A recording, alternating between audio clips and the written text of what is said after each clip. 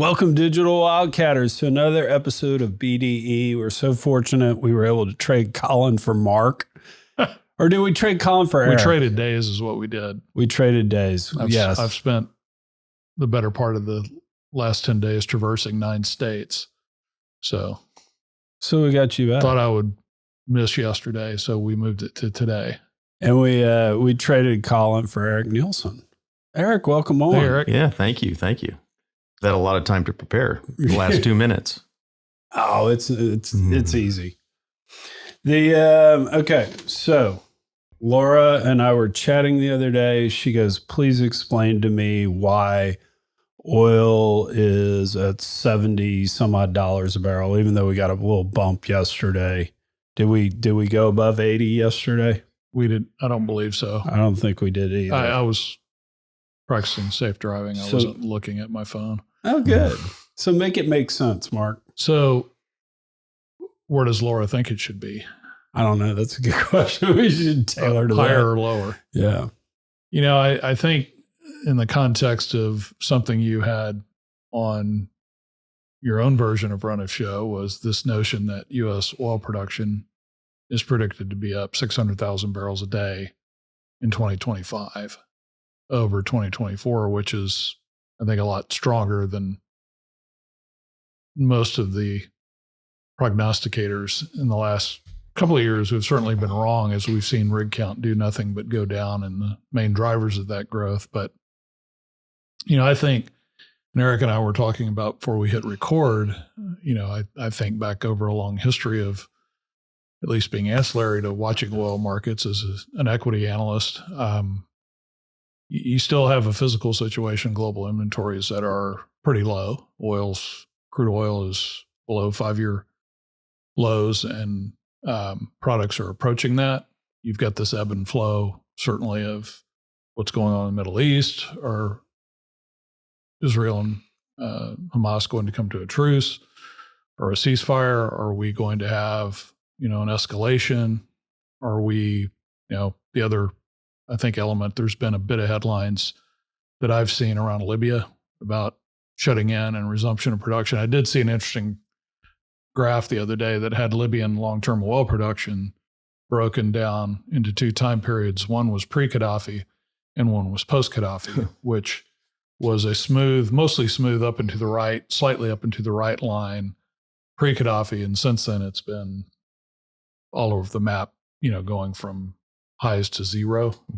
And so we have these disruptive things going on on the supply side of the equation that, you know, I think the governor to all this is what reads on demand have been. But I look at another thing we were talking about is we're continuing or extending the string of low reinvestment rate in the global supply base. Yeah, I would say it maybe slightly differently in the sense that when I heard that number, I put a question mark by it, principally because I think we've developed such better capital discipline over the last, I don't know what period of time you want to use, but I would say the last decade. I think that has really shown itself in the industry and has in the various businesses, whether they be large integrateds to the smallest private companies, tend to be much more cautious with their capital and what they're doing day to day.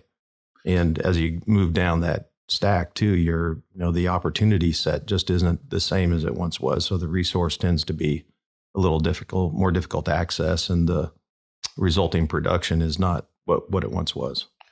So I always hated when management teams would walk in and say, this time it's different, you know, because it's never that different, right? But are we potentially at a spot where the market is just truly thinking U.S. production can be turned on, you know, almost like a spigot? And that's why we're hanging out at, like you said, less than 5-year lows on inventory, $70 a barrel, not that many rigs running. I mean, do they think we can just turn it on if we need oil, if Israel starts dropping bombs on Iranian oil infrastructure? Well, the chief argument of the EIA and Bloomberg NEF behind that 600,000 barrel a day growth number is efficiencies in shale, primarily the Permian. And so we've had I think a growing gap between those who remain bullish, i.e. plateau is imminent and fairly steep declines in the Permian are right around the corner, yet the numbers keep coming in. Last year, if you remember, there was a prediction, I think, in the 350,000 to 500,000 barrel a day growth range 2023 over 2022. It ended up being, call it 1 million barrels a day. So how did that happen when contemporary rig count peaked at, I don't know, September of 2022 and has done nothing but drift down since then? And so there's something going on, and kind of offline heard a conversation about high grading, which I think Eric speaks to your point, is that we saw the wave of high grading take hold in the depths of 2020 and coming out of that. So, is there more to go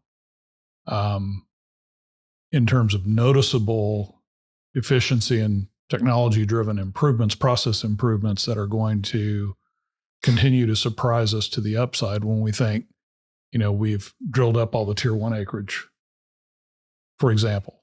So I don't think anybody knows. I think, this organically has to play out, particularly post-consolidation of the big players who've gotten together, Pioneer, Exxon, Oxy, and Crown Rock and Diamondback Endeavor. But we seem to keep finding a way to stave off that inevitable kind of plateau, pivoting to decline.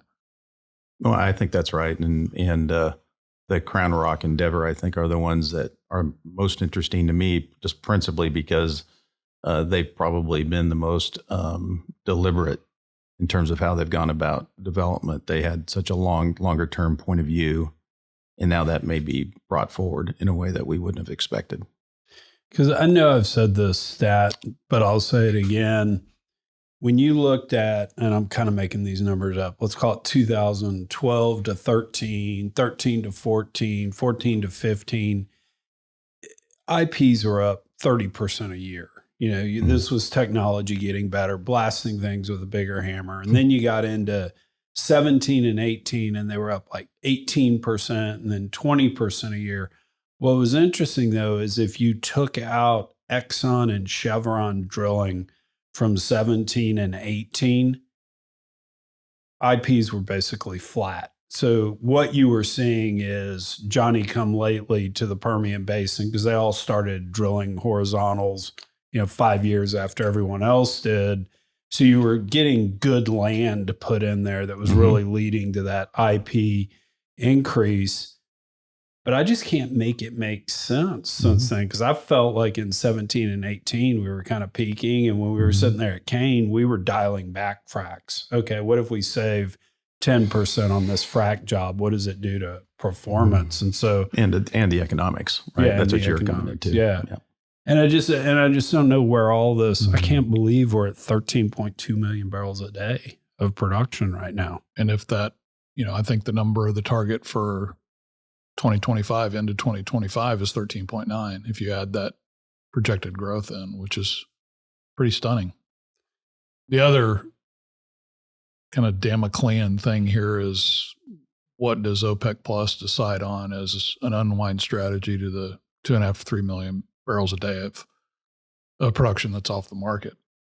And they've got to watch demand very closely, always have. You kind of generally hear about China weakness, but then you see pockets of at least demand anecdotes of strength that are things like last report of air miles traveled were up in the U.S. and the other world pretty substantially over 2019 pre-COVID. Europe's shown a little bit of weakness, but it kind of segues into what Exxon has as its chief message in its outlook that was just published, its energy outlook to 2050, relative to how the pieces and parts of the energy supply and demand equation come into play.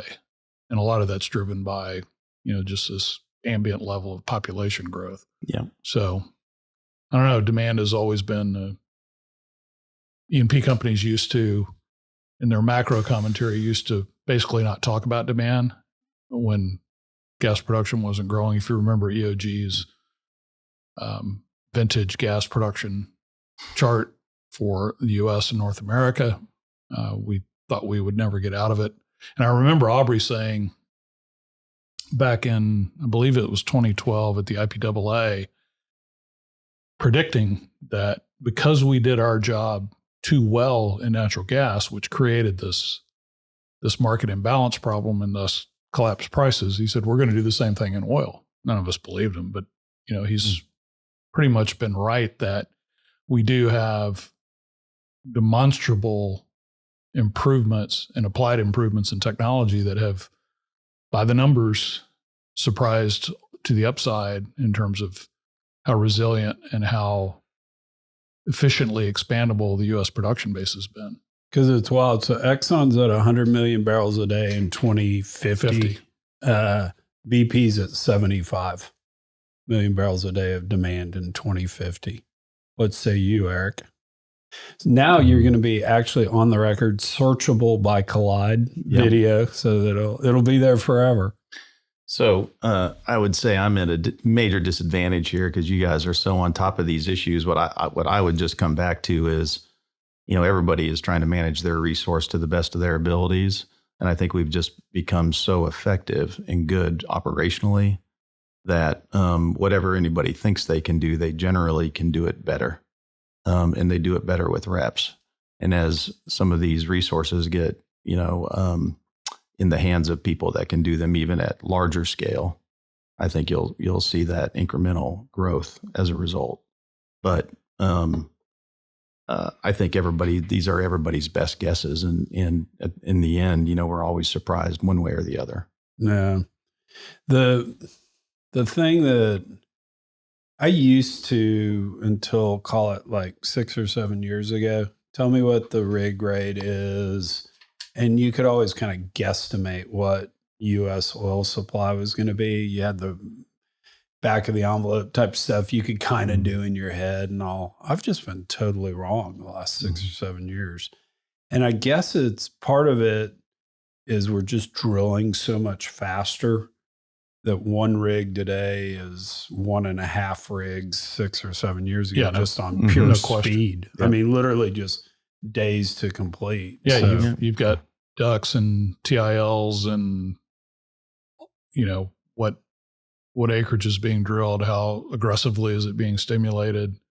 It's quality execution. That simple correlation between rig count with a lag and what production was going to do in terms of response is all but fallen apart. So, like I said, we've been essentially seeing a drift down in U.S. drilling activities since, I believe it was September of 2022.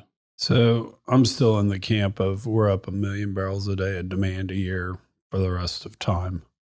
I mean, that's kind of what it always did in my career. I think one year in the last, take away COVID, but 1 year kind of outside of COVID, we were down 800,000. I think that was like 2009 or something. OPEC's long-term outlook that I recall and got my attention back in 2020. So it was a 25-year outlook to 2045. So round out to 2050 had by kind of the net growth down 8 in OECD and up 12 in non-OECD or developing world for a net increase of 8, which baseline going into COVID, normal times, 100 million barrels a day goes to 108. I'd probably take the over to slide over on that. And that's where I remain. I just think that, 2 billion people between now and 2050, and most of those in really abject energy poverty, are going to be on the same path that every human being has been on, which is getting out of poverty or improving standard of living. And energy goes hand in hand with that. And that's really the foundation or basis of the way I read it, at least reading the executive summary of Exxon's energy outlook, is that, that's what this is about. And they also said we can essentially do both, which is affect a 25% reduction in greenhouse gas emissions between now and 2050, while maintaining a mid-50s% of the overall global energy contribution from oil and gas. So I think it goes oil and gas are 56% total today, going down to 54. Wind and solar quadruple, and their forecast from 3% today. Combined wind and solar quadruple from 3% to 12%. And they're the biggest kind of buoyancy factor in oil and gas is industrial and commercial transportation. Got to move a lot of stuff around. If people are improving their standard of living, they want to build bigger houses and buy more stuff, durable goods. There's a lot of oil and gas intensity that I think is inherent in all of that. Yeah, and I think you also have to think about the developing world that I think we tend to always underestimate. And while it's not, the issue there is not building bigger houses, it may be building a single house, for many people. But I think that when you look at the numbers, they're just, in terms of people, they're so much larger in some respects than the developed world that the incremental demand is consistent with that, even though for us, it appears small on an individual basis. Collectively, it's quite large, and it gets them to a very basic standard of living. I mean, you see a lot of work done around that. And to put some, I guess, thresholds between those different categories, the modern standard of living energy minimum is about 50 million BTUs per capita. In the developing world, there are 4+ billion people below that minimum modern energy living standard. The other part of the developing world averages 110 million BTUs per capita, while the developed world is at 160. And so climbing that ladder is really the primary objective of those, call it 6.5 of 8 billion people, or those in the developed world, which are spending a lot of time focused on luxury things, as Arjun calls them, the lucky 1 billion club, or That's us, right. the lucky 1 billion club. There's just kind of one of my favorite words is ambient. There's just kind of an ambient upward pressure that comes from population growth compounding absolute demand and that kind of natural human quest for a better standard of living, which absolutely requires energy. I mean, if you're 16 years old and because your dad has a car, you get to go out with the head cheerleader, you're going to do everything in your power to own a car for the rest of your life. Mm-hmm. I mean, talk about just getting addicted to stuff. Gasoline is one of those things. And I mean this really seriously. If we're going to go to the developing world and say, hey guys, you have to run on solar and you have to run on wind. And I know sometimes the sun doesn't shine and the wind doesn't. So that's okay. You just won't have electricity then. If that is our answer to the developing world, wars get fought over that.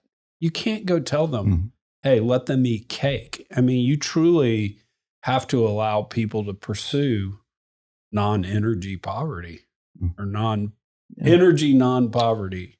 Well, I think on this topic, it's kind of interesting. I don't know if you've ever watched any of that Switch Energy series that's been produced, and which is, I think, really interesting and gives you some very good insight as far as, what we're talking about in terms of what the poorest of the poor actually demand. And that is, a single refrigerator for a village or a single light at night so you can see something. And so these things from our standpoint would be abject poverty. And for them, there's significant steps up. But it just, and you start looking at just where the world is light at night, it gives you an indication of how much more there is to do. And by and large, those little incremental steps create some pretty significant demand adjustments. Yeah. And reaching back to what you guys deemed the worst BDE ever, there was actually a really interesting correlation if you look at Mark bailing us out. I wasn't even here. Air conditioning and productivity. It's pretty compelling. Yeah. No, that's a real thing. All right, data centers, Mark, what's up there? Well, that was one you had on your scratched out run of show. Why don't you? I'll jump in. So we've seen a couple of things going on with data centers.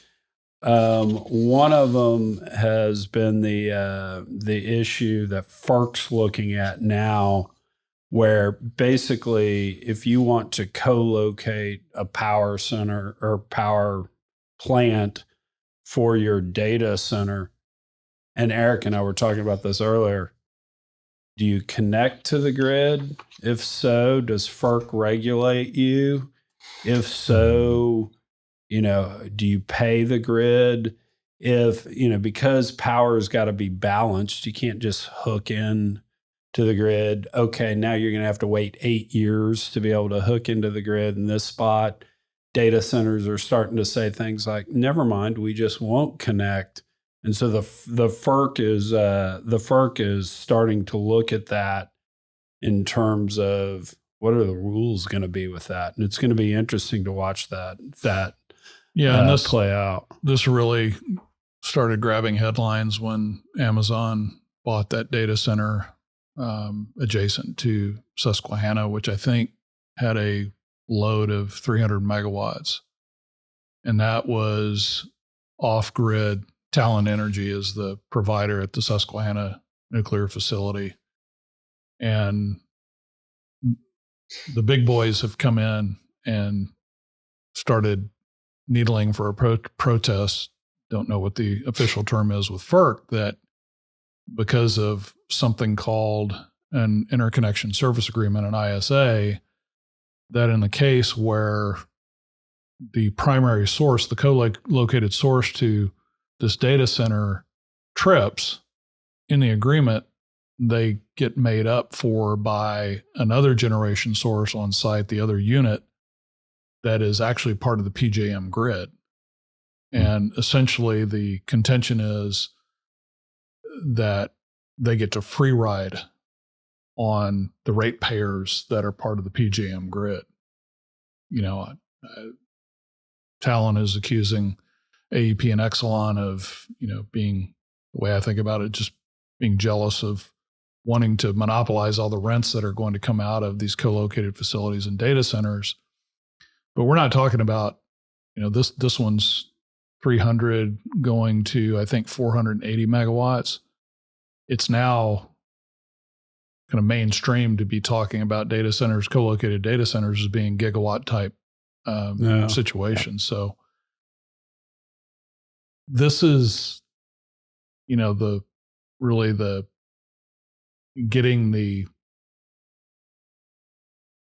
case of something we talked about last week, the Grain Belt Express transmission line, it is in the context of streamlining through the Energy Permitting and Reform Act. You've got to get cooperation, but not trivially in the middle of all this is the way retail power consumers are impacted, because they're the ones, providing the infrastructure through the rate case and the rate base.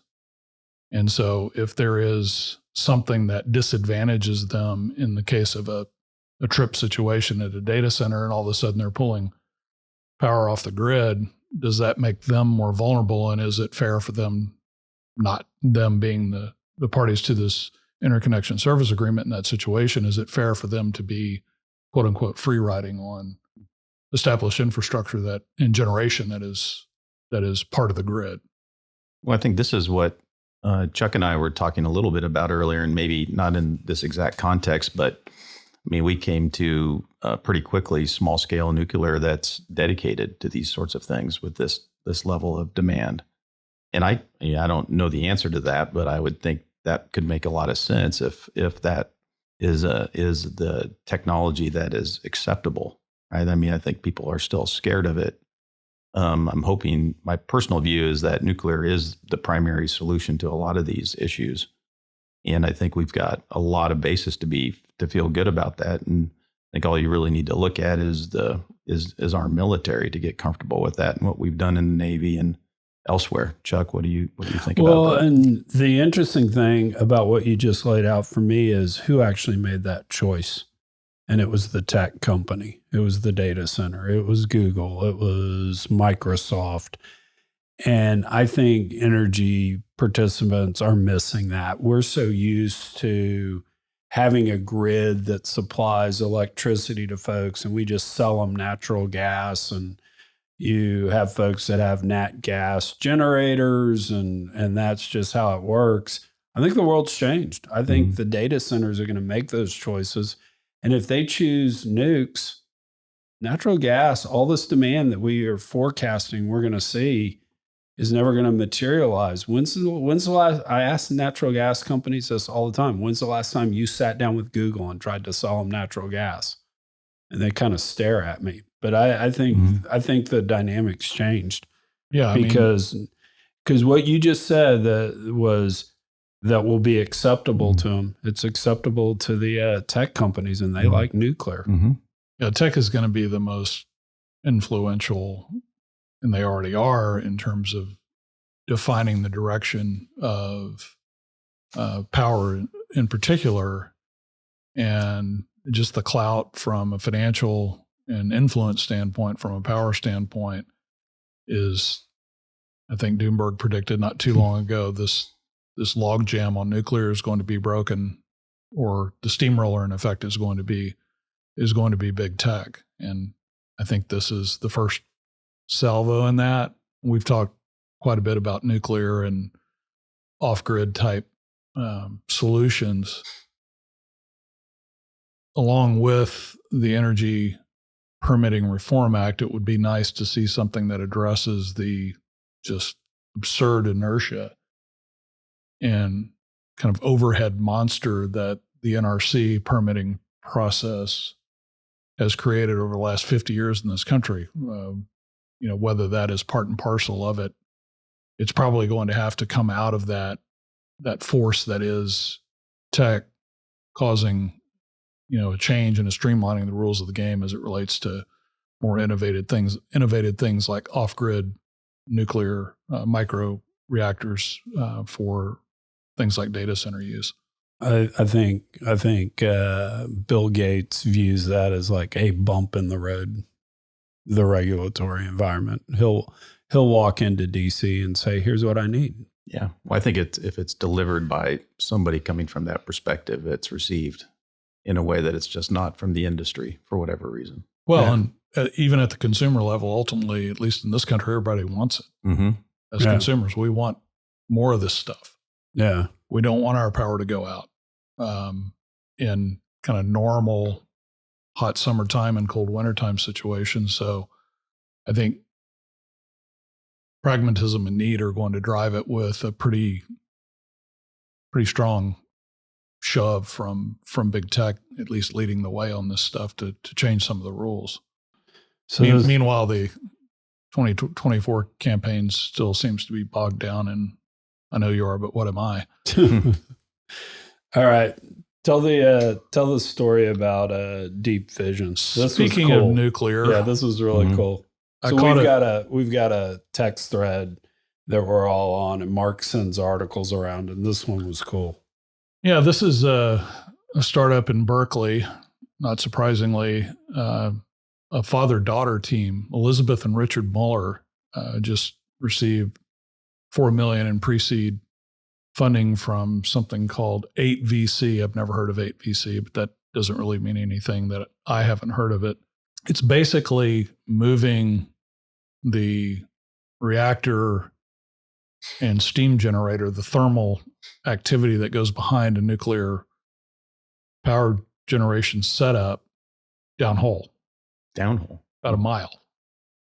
Yeah. 30-inch casing.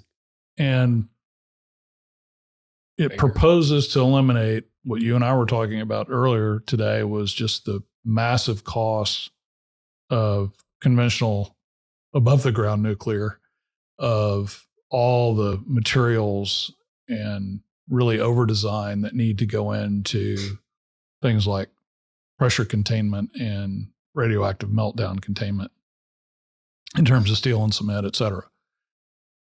because you're using the substrate a mile or mile plus down to serve as your containment. Oh, by the way, if we get into a situation, we can just basically fill the hole with cement. If we've got to plug that, and seal off that problem reactor. I don't know, 30-inch wellbore. I was doing some searching on what kind of the depth limits or the depth records were of large diameter wellbores, and I really couldn't find anything. Even stumped Collide GPT on what's the deepest we've ever set that large diameter of casing, and 30 inches. Do you have the hydraulics figured out to be able to circulate your fluid when you're drilling the hole? I don't know what's been the maximum casing while drilling record, for instance. But it's an interesting concept that we put these. I would assume they would be fall in the micro category in subsurface, and I'm probably at fault for thinking, well, this has got to be in porous and permeable rock. Does it necessarily have to be, or could you drill something in, I don't know, granite? How long would that take you, and what kind of containment would that provide? Could you physically do it to create the mile plus depth that you need to ensure safety from things like subsurface flow into aquifers, et cetera, and other contamination? But I just found it to be an innovative way of thinking about housing problematic nuclear on the surface where you have to have a lot of containment. Conceptually it makes sense. It's just a question of, can you do it, and what does it cost? I want to run them down and have them on the podcast, get them to explain it to us. That'd be a lot of fun. Well, they just raised their pre-seed round. You probably don't need to wear a collared shirt for that one. Hey, dude. Anything on the political front? God, this is still amazing to me that we tried to assassinate a presidential candidate, former president, 5 weeks ago? And we don't even talk about it anymore. It's like the 12th weirdest thing that's happened in the campaign in the last 5 weeks. This is just crazy. I guess the most recent is Zuckerberg's letter coming out and saying that, oh yeah, they pressured me to downplay COVID, so I did. They pressured me to downplay the Hunter laptop story, so I did. Sorry. Won't happen again. Won't happen again. I won't do it. I don't know. Eric, give us your political take on all this. We've talked, Mark and I have talked about politics a lot. Yeah, it's. I think it's the weirdest cycle of my lifetime. I mean, I think, neither candidate has really been through the ringer like they tend to be, and obviously President Trump, has a long history, and people love him or hate him. There's really no middle ground there. I'm just shocked at that even on the left, that there's relatively little interest in really testing Kamala. Yeah. And I don't think that's a good thing, because ultimately if she is elected, she's going to be tested. Yeah. And I think it actually even leads to Putin, Xi, various folks wanting to test her. Maduro. Mm-hmm. Yeah. We seem to leave Venezuela out of the conversation. Yeah. They're pretty close. Yeah. Yeah. No, it's not being the test. The other thing that we've talked a little bit about on the podcast is just, it really does seem like we've got this bifurcated media that's literally an advocate for one side or the other, as opposed to reporting. And if they're going to do that, if they're going to gaslight on various issues, they're going to do that about energy too, and so it'll fit their political narrative. Well, exactly. But this seemingly well thought out response, look, we did it. It was wrong to do it. It was a mistake, and it won't happen again. I contrast that with, or compare that to, something certainly more recently, and I just happened to pick this up in listening to Dennis Quaid on Rogan, who is the star of a movie coming out Friday called Reagan. So he's playing Ronald Reagan. It goes from his childhood up until the time Reagan announced that he was leaving the public scene because he had Alzheimer's. But Facebook had censored the promotions for the Reagan movie because of an interpretation, I guess, of election interference. Well, the defense to that was some type of algorithmic or automatic thing that was, again, a mistake. So I guess we're now seeing the path that's been chosen to not ask for permission, but yet ask for forgiveness after the horse is already out of the barn. It's just going to be interesting to see through the next few weeks leading up to the election what kind of things that are going to be symptoms and signals of whether or not this has changed, and whether or not big tech is living by its, at least in the form of CEO of one of the biggest companies saying we're not going to do this. Yeah, I'm skeptical on that. Well, even Musk talks about, hey, I own this thing and I can kind of do whatever I want, and just stripping things out of the algorithms that have been built in. Even he's acknowledged it's difficult to do. So somebody responded, I think it was on LinkedIn, to you and said, podcast is great, a lot of interesting, important stuff, but how about recommendations for, improving or changing things? And I think particularly in this election cycle and what we've seen over the last 3 or 4 at least is the policy aspect of an informed voter, policy education of an informed voter is dissipating because it is so much turned into really gotcha in reality TV type of dynamic.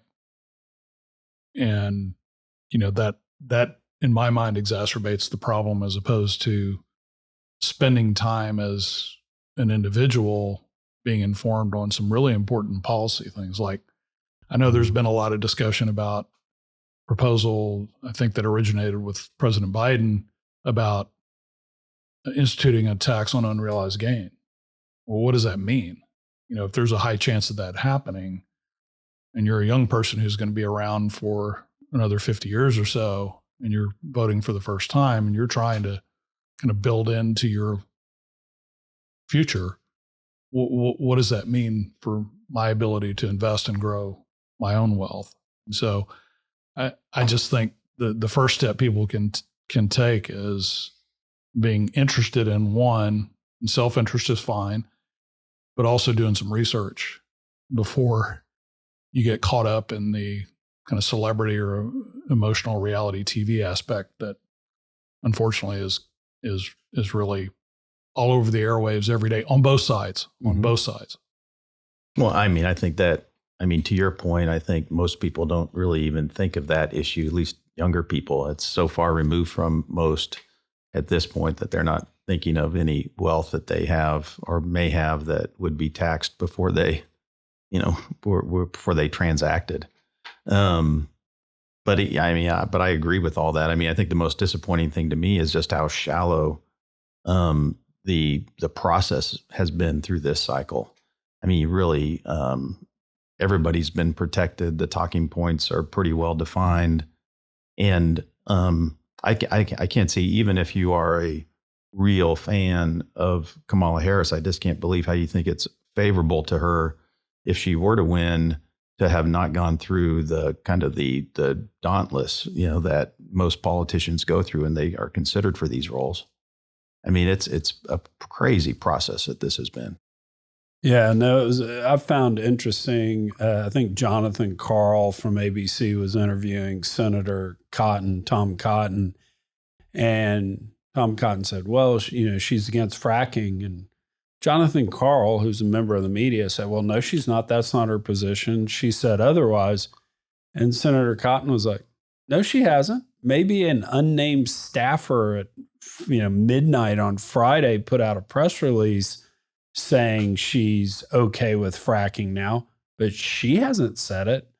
I mean, that's the whole reason we have a primary process is that you can go to your base and say, am I your person? Am I your leader? And you tell them certain things that you then got to go defend and argue with on the other side. And so not being able to hear that and understand that can be bad. The other dynamic, since you recently moderated a discussion or did a podcast, no, I think it was a moderated discussion with Mary Madeline James Carville, is that in a more recent kind of similar divide in a married couple, you've got RFK Jr., who is basically, I think I saw it characterized as, when the Democrats lose a Kennedy, they've lost the plot. Well, as you probably know, RFK Jr. is married to Cheryl Hines, who was one of the primary stars of Curb Your Enthusiasm, is Larry David's wife. She's getting absolutely destroyed on social media. And I thought about it. Well, it's, this politically divided couple in their personal lives have managed to stick around together for a long period of time, thinking about Carville and Madeline. Yeah. But it's, it's a really, this kind of politics of personal destruction, again, on both sides is really an unfortunate kind of symptom of the way things have gone. And hopefully we can pull out of that. Exactly.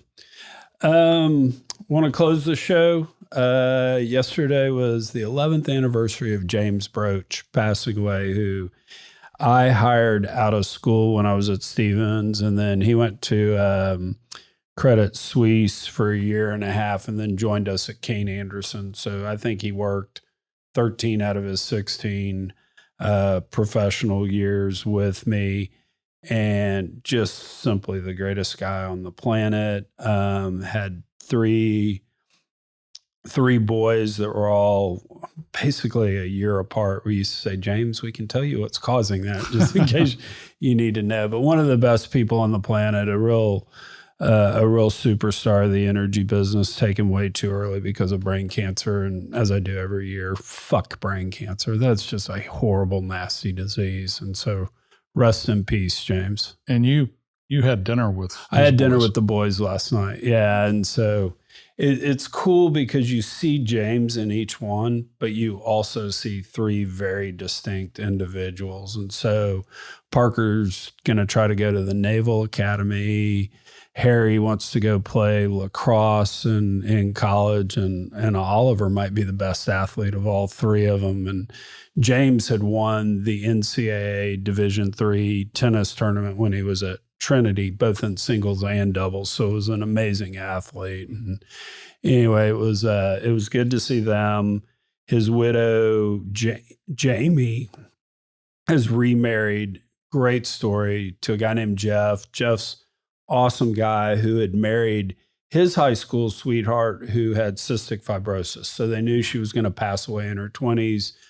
They wound up through a surrogate having twins. And so it's a true Brady Bunch situation. And so after dinner, the boys took off and Jamie and I got to visit a little more, and she and Jeff are doing great. So it's awesome. But yeah, anyway, rest in peace, James Broach.